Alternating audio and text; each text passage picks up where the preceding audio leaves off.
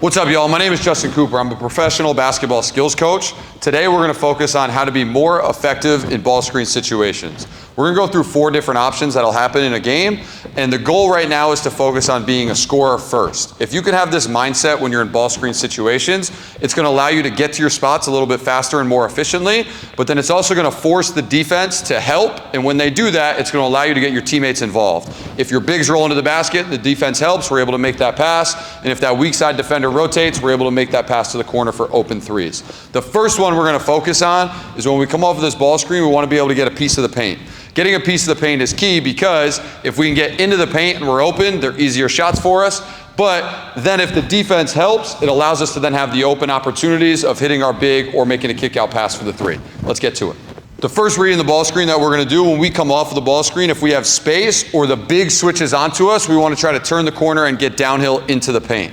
The first and most important thing about this is setting up this ball screen. If I don't have a great angle up high and my big isn't here, I need to make sure I get to the level of the screen by using the dribble. And now once I'm at the level of the screen, my big can step towards me, and then I can play off of this action and get downhill. Again, once I get even with the screen and I'm coming off, if the big isn't at the level to switch out to me, or they give me an angle to attack their hip, I want to be able to turn the corner and get a piece of the paint. Here's what it looked like.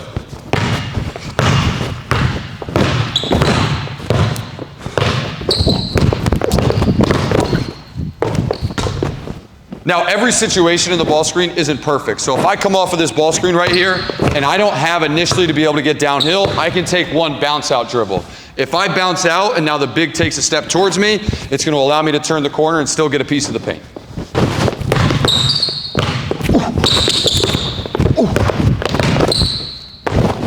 Now the second option we're going to get to in this ball screen is what we call a snake. So if I get into the ball screen, I'm level with it, and as I'm coming off of the ball screen, the big hedges high, and they're trying to force and flatten me out to get to the top, and my defender is behind me here.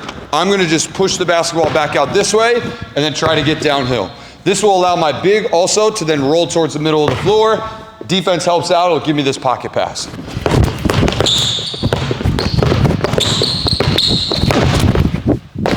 The third option we're going to focus on is rejecting the screen. The key for this one is we have to read our primary defender while also seeing where the help is. If the help is off the screen a little bit and more towards the middle, and as we get to setting up this screen, my defender automatically jumps and goes right into the screen, I want to just be able to counter back and then attack downhill towards the baseline.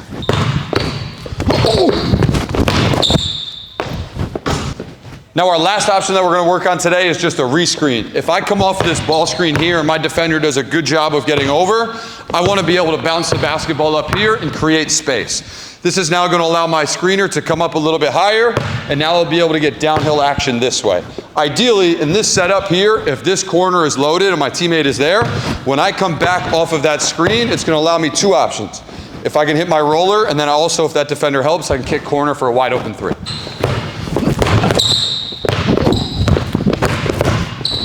Good.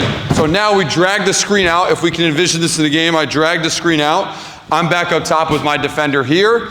If I had an actual screener that wouldn't stand in that same spot, they would come out way high and screen. So if we can envision this at home, we want to try to have this screen somewhere in this slot area above the elbow. Here we go.